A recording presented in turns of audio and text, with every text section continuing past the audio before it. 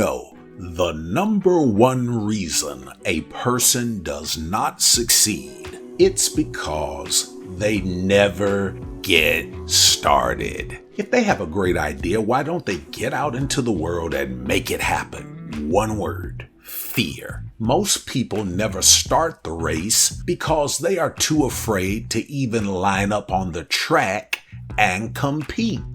Today, Bruce Lipton is going to teach you how to get over fear so you can finally achieve those dreams you've wanted for so long. Here's Bruce. It now turns out that stress, the problem that fear generates, stress, is responsible for up to 90% of all disease. We have to learn to let go of the fear. Consciousness needs to change. It's chronic fear chemistry itself that is the cause of the problem. Change your mind, you change the chemistry, and therefore you become empowered. I'd like to discuss today the concept of how fear influences our biology. What we understand from the nature of epigenetics is that the composition of the blood is actually what controls our genetic activity. That the composition of that blood, the chemistry of it, is based on the perceptions that we hold in our mind. And when we start to hold a perception of fear, we release different chemistry in the blood to prepare us to protect ourselves from the fear that we believe is going to affect us.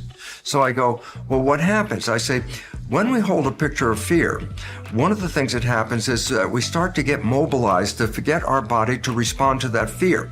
And most of us know that mobilization is related to the adrenal system, the fight or flight system built into our body. So I say, well, what happens physiologically when we're experiencing fear in our mind? The brain releases elements such as stress hormones as cortisol and norepinephrine, as well as agents that affect the immune system such as histamine or cytokines. I go, so what is the collective response of the chemistry of fear in the blood? And the answer is it redirects the flow of energy in our body. Understand this, that the blood is controlling the energy because that's where all the nutrients and the resources are.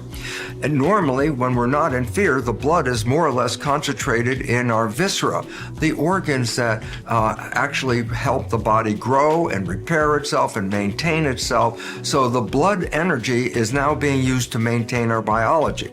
However, if we live in fear, such as the old concept of being chased by a saber-toothed tiger, the question is, where do you want the blood? Well, since the adrenal system helps us in fight or flight, the adrenal system is going to redirect the blood flow into the arms and legs because those are the organs that we use to escape the fear. So the first thing that happens when fear is present in our mind is that the stress hormones go in the blood. They actually cause the blood vessels in the gut to shut down. Why? Because we don't need to use the energy to grow and maintain the body when we're chased by that tiger. When the blood vessels in the gut squeeze shut, the blood is now forced to the arms and legs, which are necessary for the fight or flight response. And it's interesting because in a state of fear, some people experience what are called butterflies in the stomach. That butterflies in the stomach is the physiological consequence of the stress hormones causing the blood vessels to squeeze shut in the gut, pushing the blood to the arms and legs. And that's where we need the energy of the system. So number one, when you're living in fear, you shut down the growth and maintenance of the body as you prepare for fight or flight. Number two, there's another effect as well, and that is when fear hormones are put in the body, again, we want to conserve all the energy possible to run away from that tiger. So we shut down any mechanism that is not necessary in a fight or flight response. This is particularly important in regard to the immune system. The immune system is like an internal adrenal system. The immune system protects me from threats on the inside. The immune system uses a lot of energy, as you well know, because if you've ever been sick, you realize how little energy you have. You may not even have enough energy to get out of bed. So the significance here is important.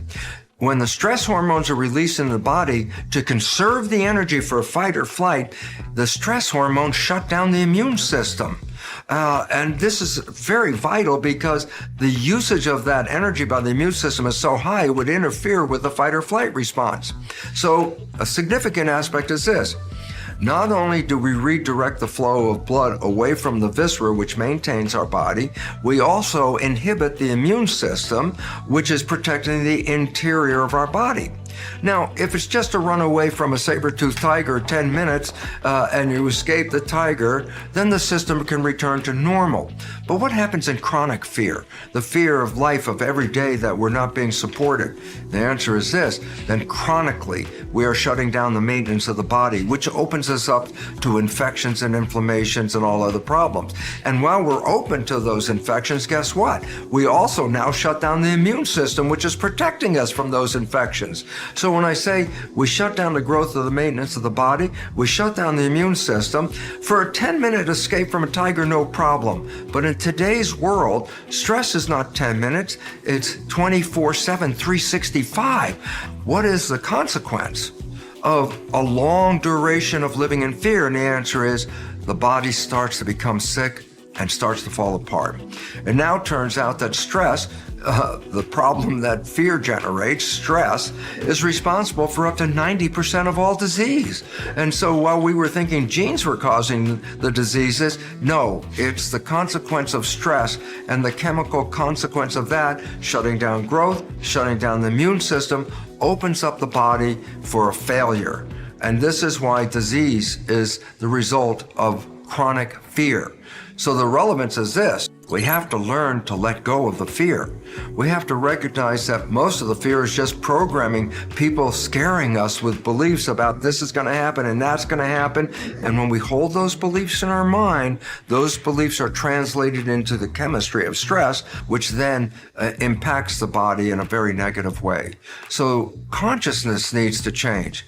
We have to stop the fear thoughts. We have to switch into healthier thoughts. So if there's a picture of fear, this is actually debilitating you. So in your mind, every time a fear comes up, if you change it into some other story, change it to some other vision, change it into visions of happiness, joy, anything you would rather do, because the fear itself is the cause of the illness. And the fear is the result of consciousness. And it's not actually real in most cases. It's a belief. And if we change that belief surrounding the fear, we are then empowered to return back to a healthy, vital system where the blood is flowing back into the viscera, maintaining us, and the inhibitions on the immune system are stopped. And in this process, we can then have a life of full health and happiness, especially when you recognize that over 90% of the diseases facing this planet are all coming from fear. It's up to us. We can change the fear. You consciously must redirect that fear and change it by replacing it with thoughts of love, happiness, joy, health, and all those wonderful visions, because in that mindset, the chemistry will actually enhance your vitality. It's chronic fear chemistry itself that is the cause of the problem. Change your mind, you change the chemistry, and therefore you become empowered to survive and thrive. What did we learn? Fear triggers stress in our bodies, which in turn can lead to up to 90% of all diseases. It is therefore important to learn to let go of fear. Our blood's composition, which controls our genetic activity, is influenced by our perceptions. Fearful perceptions can result in the release of stress hormones and affect our immune system. When experiencing fear, our bodies mobilize resources to protect us. This response is related to the adrenal system, initiating the fight or flight mechanism. Fearful perceptions result in the release of stress hormones like cortisol and norepinephrine. These hormones redirect the flow of energy in our bodies, primarily away from growth and maintenance to immediate survival mechanisms. When we live in fear, our bodies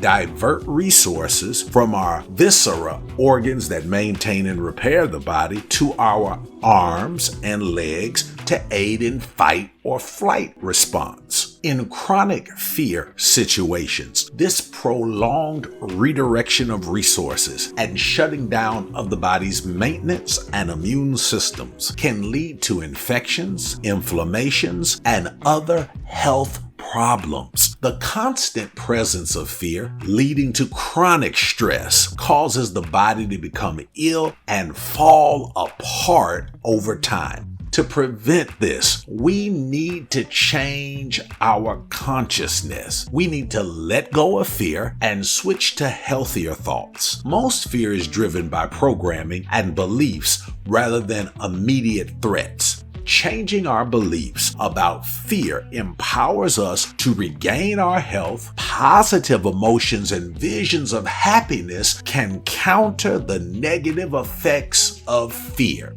Over 90% of the diseases are fear-driven. By consciously replacing fear with thoughts of love, happiness, joy, and health, we change the chemistry in our body, therefore enhancing our vitality and empowering us to survive and thrive. Action steps. Number 1, understand your fear. Start by taking time to introspect and identify what specifically causes you fear or stress in your life. This could be certain situations, thoughts, people, or events. Try to understand why these triggers incite fear and how they affect your thought processes and behaviors. This understanding can better equip you to handle your fear. Number 2, shift your mindset. A vital step in overcoming fear involves consciously altering your perceptions and beliefs. Rather than letting your fears dictate your thoughts and actions, work on replacing them with positive, empowering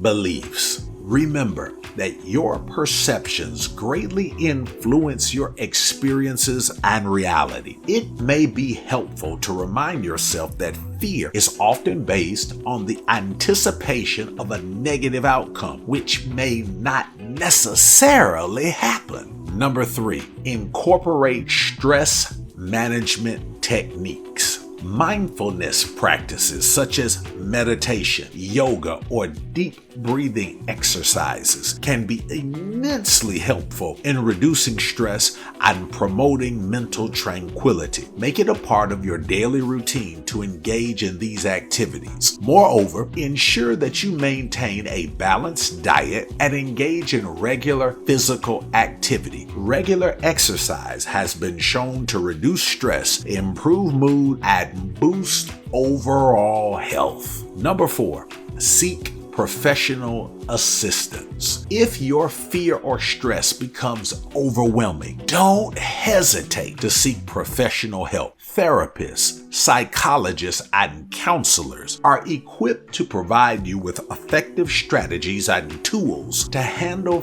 fear and stress. Cognitive behavioral therapy is a common therapeutic approach that can help you change your patterns of thinking, thereby improving your ability to manage fear and stress. And number 5, consistently practice positivity. Engage in activities that promote positivity in your life. This could involve practicing positive affirmations daily, keeping a gratitude journal, or visualizing positive outcomes. Surround yourself with people and environments that uplift and support you. Constantly reinforcing positive thoughts can gradually alter your mindset and help mitigate the adverse effects of fear on your body. Now, do these things so you can conquer fear rather than having fear conquer you.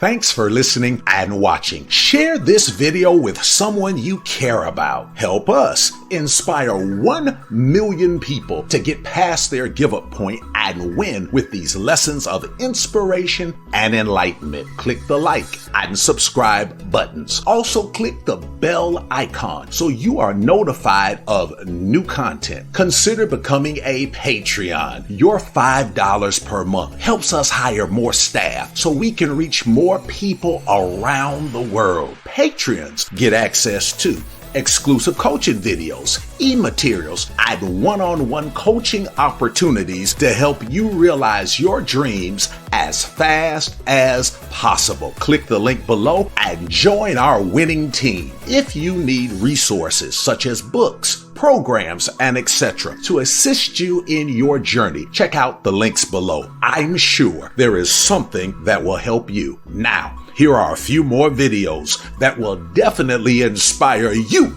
to win.